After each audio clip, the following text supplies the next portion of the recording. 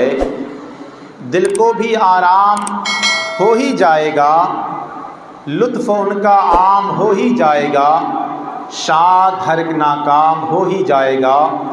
روزی خدا نے دی ہے، کھلاتے ہیں مصطفیٰ، دنیا ہے یہ خدا کی چلاتے ہیں مصطفیٰ، دنیا ہے یہ خدا کی چلاتے ہیں مصطفیٰ۔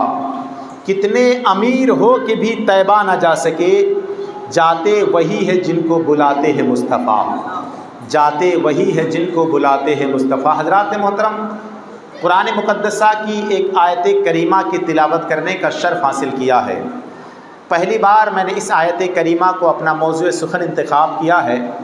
قرآن پاک میں رب ارشاد فرماتا وَمَا مِن دَابَّةٍ فِي الْأَرْضِ إِلَّا عَلَى اللَّهِ رِزْقُهَا، زمین و آسمان میں، زمین میں وَمَا مِن دَابَّةٍ، کوئی جانور، کوئی چوپا یا ایسا نہیں ہے زمین میں جسے اللہ تبارک و تعالی رزق عطا نہیں کرتا۔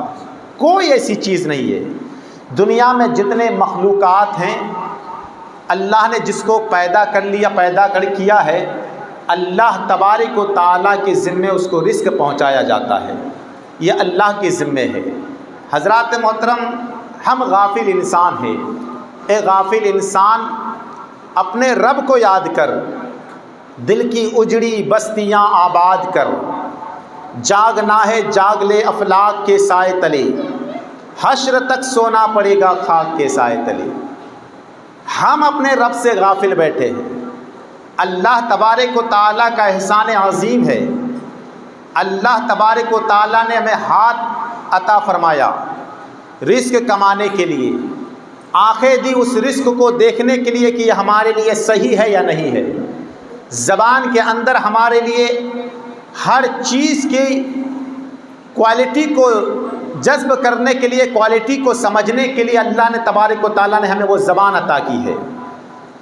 ہم ناک سے سونگھنے کی طاقت ہمیں اللہ نے دی ہے، پیر سے چلنے کی طاقت ہمیں رب نے دی ہے، مگر سب سے زیادہ اگر کوئی رب کو بھول بیٹھا ہے تو وہ انسان ہے۔ سب سے زیادہ اگر کوئی غافل ہے تو وہ انسان ہے۔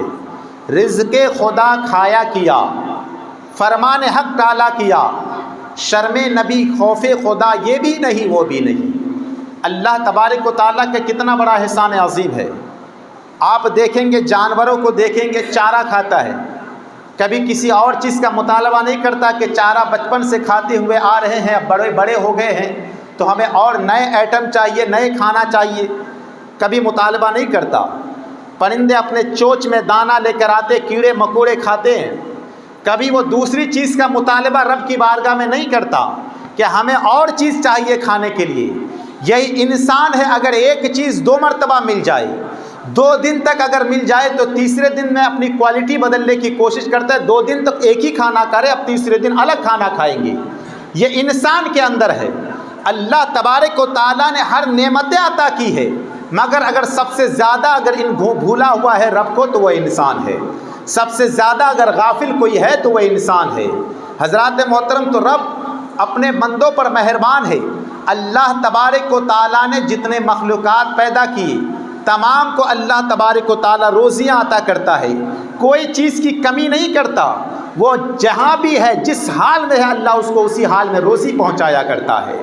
مگر ہمیں بھی روزی اللہ عطا کرتا ہے، مگر ہم روزی کے چکر میں، روزی کے ڈھونڈنے کے تلاش پہ اتنا محو ہو چکے ہیں، اتنا گم ہو چکے ہیں کہ ہم نے اس رب کو، فرامین کو، اس رب کو بھول بیٹھا۔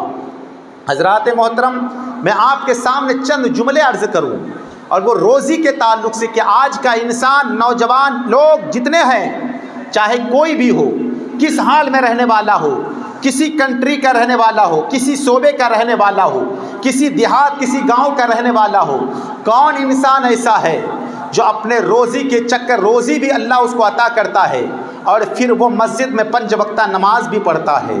کون انسان ایسا ہے جس کو اللہ تبارک و تعالیٰ نے کوئی ایسی نعمتوں سے محروم رکھا ہے؟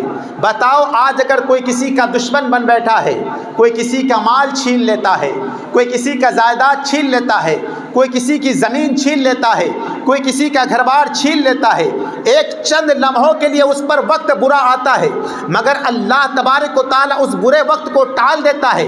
کبھی ایسا نہیں ہوتا کہ وہ وقت میں رو رو کر اپنی جان کو ختم کر دیتا ہے۔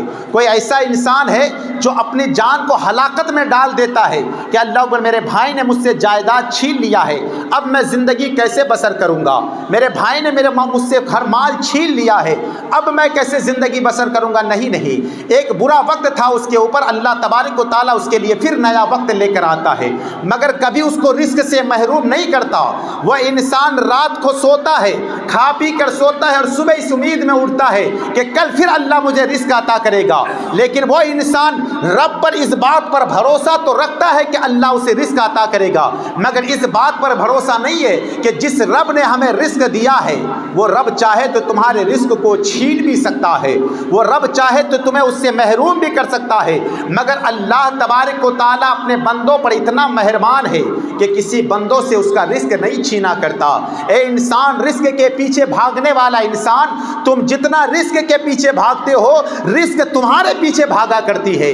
جتنے مقدر میں تجھے لکھ دیا گیا ہے کہ رزق تجھے اتنا ملنا ہے تو وہ تجھے مل کر رہے گا۔ تو دنیا میں جتنے ادھر ادھر ہاتھ پیر مار لے، جتنے تیرے مقدر میں لکھا جا چکا ہے اتنا تجھے ملنا ہے۔ اس کے علاوہ اگر تو چاہے کہ ہمیں بہت زیادہ نعمتیں مل جائے، بہت زیادہ مل جائے، تو نہیں، ایسا نہیں ہے۔ آج ہم سوچیں گے کہ اگر اللہ کی بندگی کرنے میں اگر رزق ملتا تو کافر کو سب سے زیادہ رزق دیا جاتا ہے، منافقوں کو زیادہ رزق دیا جاتا ہے، یہودیوں کو زیادہ رزق دیا جاتا ہے۔ اللہ تبارک و تعالیٰ یہ دیکھ کر نہیں رزق دیتا کہ یہ بندہ میری عبادت کرنے والا ہے کہ نہیں ہے، بلکہ اللہ تبارک و تعالیٰ کے سب بندے اللہ سب کو رزق عطا کر دیا کرتا ہے، چاہے وہ کسی مذہب کا ماننے والا ہو، چاہے کسی دھرم کا ماننے والا ہو، چاہے کسی اور چیز کا ماننے والا ہو، اللہ سب کو رزق عطا فرماتا ہے۔ اور ایسا نہیں ہے کہ اللہ تبارک و تعالیٰ اپنے بندوں پر کتنا بڑا مہربان ہے۔ میرے سرکار دو عالم صلی اللہ تعالیٰ علیہ وسلم کا حضرت شیخ احمد رحمۃ اللہ تعالیٰ علیہ اپنے ایک واقعہ درج فرماتے، میرے سرکار دو عالم صلی اللہ تعالیٰ علیہ وسلم نے نکاح فرمایا، اور نکاح فرمانے کے بعد سرکار نے ولیمہ کیا۔ حضرات محترم، آج ہے تو نا ہمارا معاملات کیا، ہم ہلدی کا کھانا بہت زور شور سے کرتے ہیں کیونکہ اس میں مال آئے گا، اور جو چیز سنت رسول ہے وہ ولیمہ کرنا ہے، ہم اس سنت رسول سے محروم ہو جایا کرتے ہیں۔ ہم سرکار کی سنت اپنانے کی کوشش، شادی کرنا سرکار کی سنت ہے، اس شادی کرنا سرکار کی سنت ہے تو ولیمہ کرنا بھی سرکار کی سنت ہے، تو ہم اس سے محروم ہو جایا کرتے ہیں۔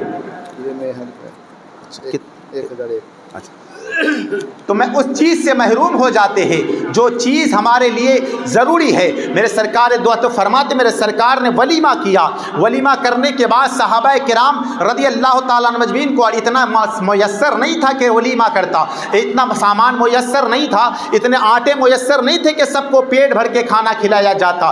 فرماتے کہ جتنا تھا بس کھا لے، کسی کے منہ میں سواد آ جائے یہ بہت بڑی بات ہے۔ تو صحابہ کرام کھانے لگے، سرکار دو عالم نماز کے لیے کھڑے ہو گئے۔ اب صحابہ کرام میں آپس میں مشورہ اس بات پر ہو رہا ہے کہ سرکار پروردگار رزق عطا فرماتا ہے اور ہر بندے کو اپنی جگہ رزق جہاں بھی رہتا ہے رزق اسے دے دیا جاتا ہے۔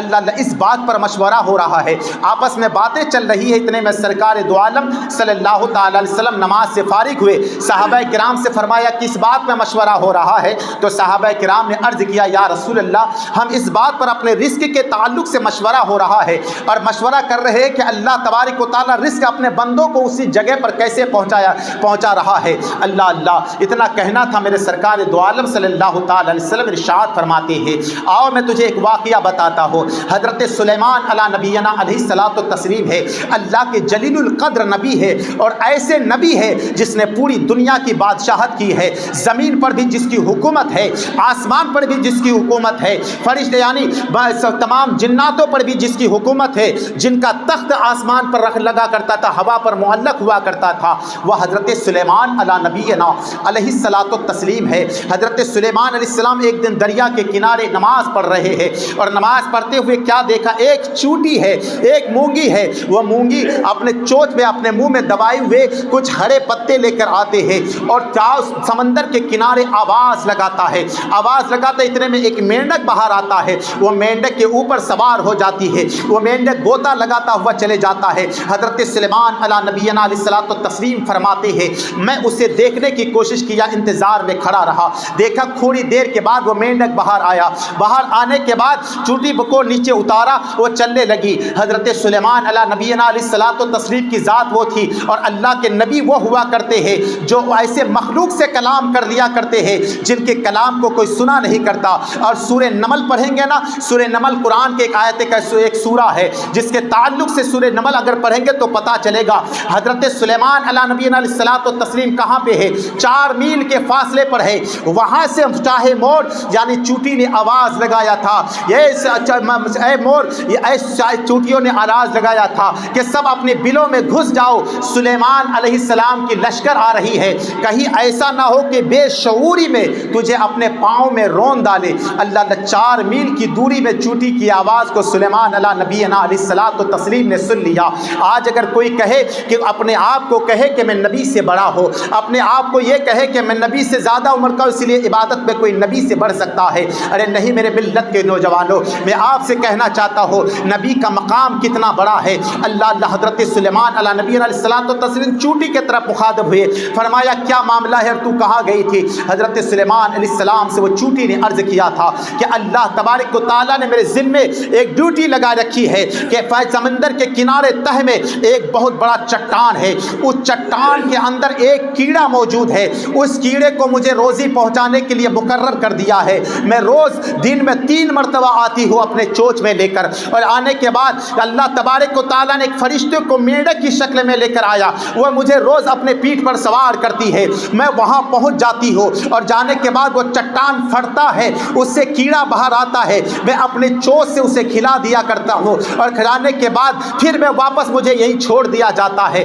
سرکار اس واقعے کو بیان فرماتے ہیں، پتہ یہ چلا میرے ملت کے نوجوانوں کہ اللہ تبارک و تعالی ہر مخلوق کو اپنی جگہ پر رزق پہنچا دیا کرتا ہے۔ یہ تو غافل انسان ہے جو رزق کی تلاش میں خوف خدا بھول چکا ہے، رزق کی تلاش میں اپنے رب تعالیٰ کو بھول چکا ہے۔ یہ تو انسان ہے اپنے رب کو اپنے رب کی فرامین کو یا پھر پس پشت ڈال دیا ہے، مگر پروردگار رزق دینے میں کوئی کمی نہیں کرتا ہے، رزق پہنچانے میں کوئی کمی نہیں کرتا ہے۔ حضرات محترم، اسی لیے اس رزق کے چکر میں اپنے رب کو بھول مت جانا۔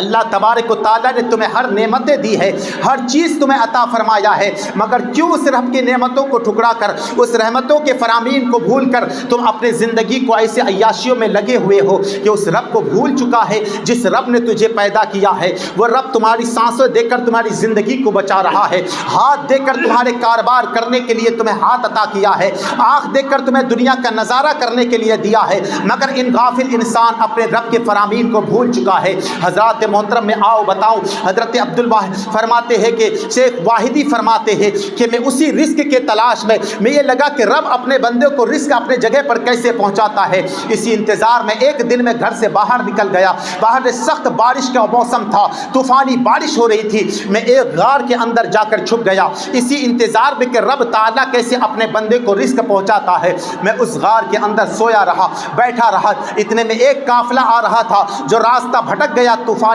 بارش میں، اور اسی غار کے اندر آیا، غار کے اندر مجھے سوتا ہوا ملا نا، تو کہا اے عبداللہ، میں نے کوئی آواز نہیں دیا، کوئی بات نہیں بتایا، میں چپکے سے خاموشی سے سویا رہا۔ اتنے کہا کہ اے عبداللہ، بار بار آواز لگایا، میں کوئی جواب نہیں دیا۔ لوگ یہ سمجھے کہ ہو سکتا ہے سخت سردی کی وجہ سے اس کا جسم ٹھنڈا پڑ چکا ہے اور اسے گرمی کی ضرورت ہے۔ ان لوگوں نے آگ جلایا، آگ جلانے کے بعد تھوڑی سی گرمی کا احساس ہو جائے، فرماتے کہ گرمی کا احساس ہو جائے، آگ جلانے کے بعد بھی میں نے کوئی جملہ نہیں کہا، میں اسی طرح بظاہر لیٹا رہا۔ یہ لوگ سوچے یہ کہ لگتا ہے کہ بہت دن سے بیٹھا ہوا ہے، بھوک کی شدت سے وہ آواز نہیں نکل رہی ہے۔ ان لوگوں نے دسترخوان لگایا، دسترخوان لگانے کے بعد طرح سے قسم کے کھانے لگا دیے، اور یہ سوچا کہ اٹھ کر کھائیں گے۔ اللہ اکبر، اتنا کہنا تھا، لیکن میں نے کوئی جملہ عرض نہیں کیا، میں اسی طرح لیٹا رہا۔ اٹھانے کی بہت کوشش کی ہے، یہ ہو سکتا ہے بہت دن سے کھانا نہیں کھائے ہوں گے نا، تو وجہ یہ ہو سکتا ہے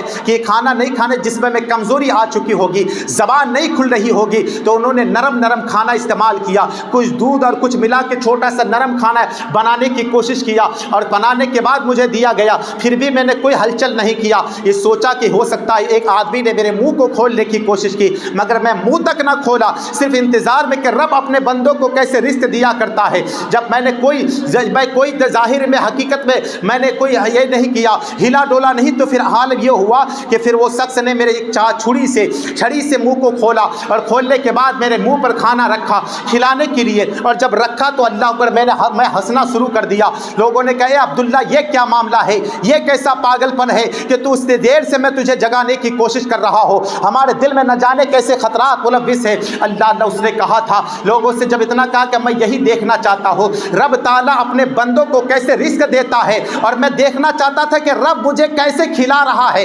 کیسے پلا رہا ہے، میں اس بات کے انتظار میں تھا، اور میں سمجھ گیا کہ بندہ کسی حال میں ہو اللہ اس کے رزق ضرور دے دیا کرتا ہے، رزق اسے ضرور پہنچا دیا کرتا ہے۔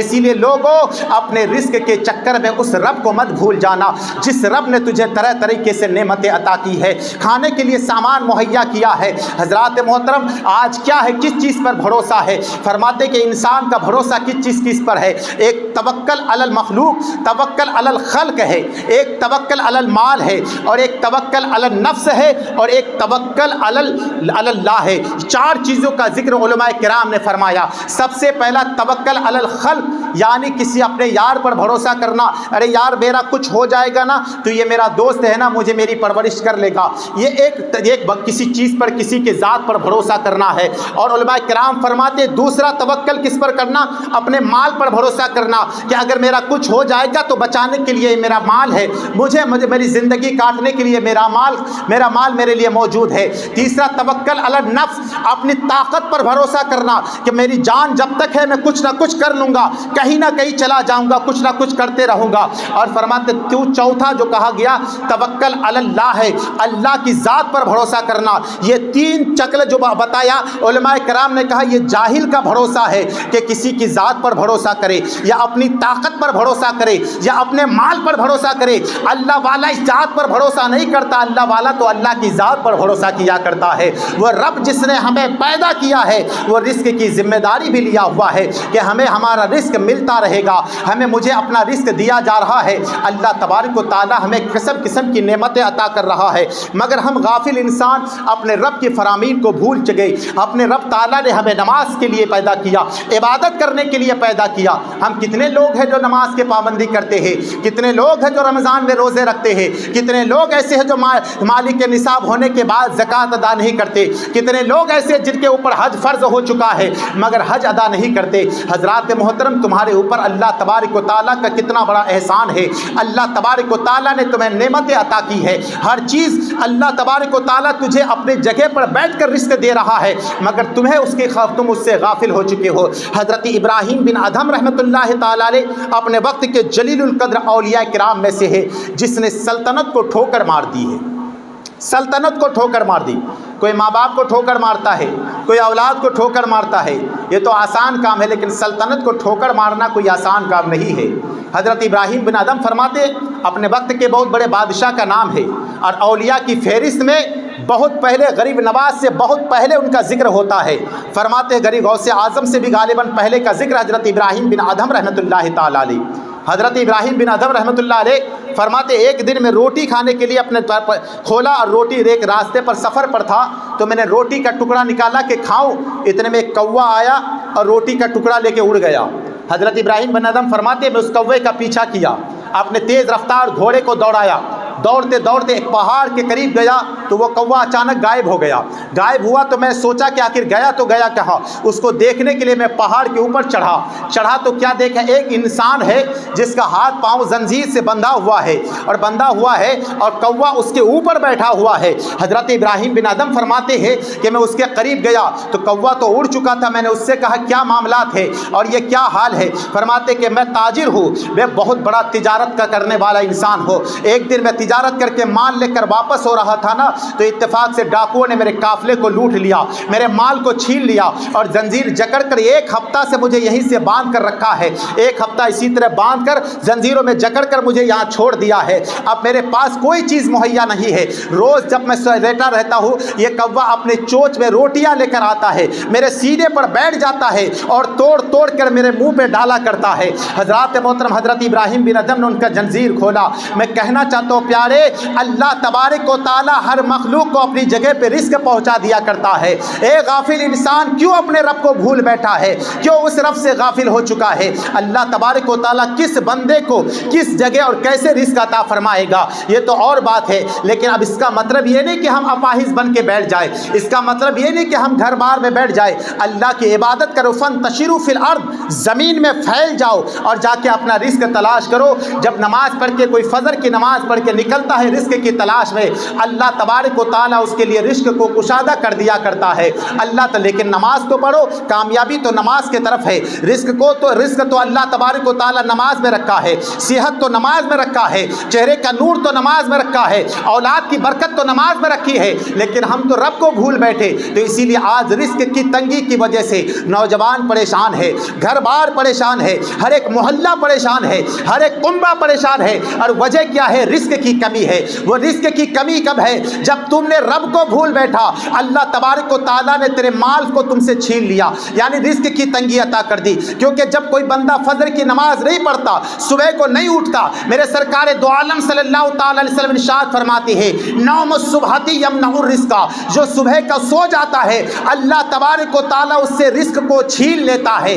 آج کتنے لوگ ہیں 8 بجے دن سے پہلے جس کی نیند نہیں کھلتی ہے، 9 بجے دن سے پہلے نیند نہیں کھلتی ہے۔ آج چھوٹا بچہ اسکول کی طرف جاتا ہے نا، تو فجر سے پہلے اذان بھی نہیں ہوتی ہے، اس سے پہلے ماں اس کو جگا دیتی ہے، بچہ اسکول جانا ہے، فجر کی نماز بھی نہیں ہوتی۔ کتنے بچوں کو دیکھتا ہو اسکول کے لیے جاتا ہے، مگر وہی نوجوانی کی دہلیز پر قدم رکھتا ہے، اور جب رات جو صبح کو کام پہ جاتا ہے، 10 بجے کام پہ جاتا ہے، شام کو وقت آتا ہے، تھکا مارا رہتا ہے نا، رات کو سو جاتی ہے، رات کو وہ بندہ سو جاتا ہے، صبح کو ماں اس لیے نہیں جگاتی ہے کہ میرا بیٹا دن میں کما کر لے کر آئے گا، کام پر جانا ہے۔ اے میری ماں بہنوں، اے اپنے اولادوں کو فجر کے نماز کا عادی بنا دو، تمہارا بچہ اللہ تبارک و تعالیٰ تندرستی بھی عطا کرے گا اور پہلے سے زیادہ اللہ رزق بھی عطا فرمائے گا۔ لیکن ہمیں تو یاد ہے کہ اسکول جانے کے لیے ہم فجر سے پہلے جگا دیں گے، نماز سے پہلے ہم بچے کو جگائیں گے نہیں۔ وہ کسی واقعے نے کسی نے لکھا تھا نا کہ ایک عورت اپنے بیٹے کو نماز کا وقت ہوا نا تو جگانے کے لیے کوشش کی،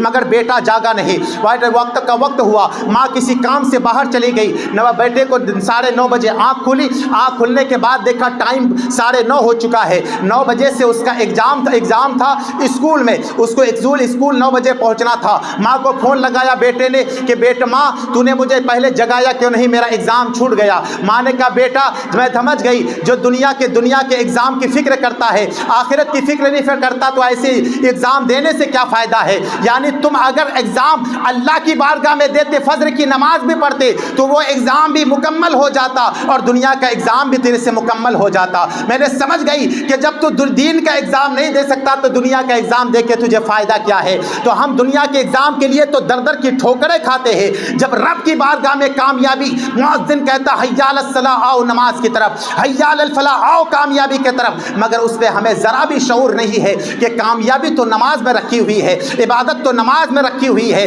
تو اپاہج ہو کے گھر میں مت بیٹھ جانا کہ اس کا مطلب ہے کہ ہم گھر میں بیٹھ جائیں گے اللہ ہمیں رزق عطا کرے گا۔ حضرت ابراہیم بن ادھم، حضرت شفیق بلخی رحمۃ اللہ تعالی علیہ، دونوں بہت بڑے دوست ہیں، اللہ کے ولی ہے۔ تو حضرت شفیق بلکہ ایک دن حضرت ابراہیم بن ادھم سے ملاقات کرنے کے لیے آئے، اور ملاقات کرنے کے لیے آئے نا تو فرماتے کہ میں ملاقات کرنے اس لیے آیا ہوں کہ میں تجارت کے لیے جا رہا ہوں، نہ جانے کتنا مہینہ لگ جائے گا پھر آپ سے ملاقات ہو یا نہ ہو۔ فرماتے وہ تجارت کے لیے نکل گیا، چند دن کا عرصہ بھی نہیں گزرا تھا، 2-4 دن کا، تو حضرت ابراہیم بن ادھم دیکھے کہ حضرت شفیق بلخی رحمۃ اللہ علیہ مسجد میں حاضر ہے، نماز پڑھ رہے ہیں۔ حضرت ابراہیم بن ادھم نے فرمایا شفیق بلخی سے، بتا یہ معاملات کیا ہے؟ تو تجارت کے لیے نکلا تھا نا، آج 2-3 کئی مہینے کے لیے نکلا تھا، 2-3 دن کے اندر واپس آ گیا، کیا کہ میں راستے میں جا رہا تھا تو میں نے کیا دیکھا، ایک پرندہ ہے جس کے ہاتھ پاؤں نہیں ہے، اور میں یہ سوچ پر پڑ گیا کہ اس کو رزق اللہ کیسے عطا کرتا ہے۔ تو میں کیا دیکھا، ایک پرندہ اپنی چونچ میں لے کر کچھ دانے لے کر اس کے منہ پہ لے کے آیا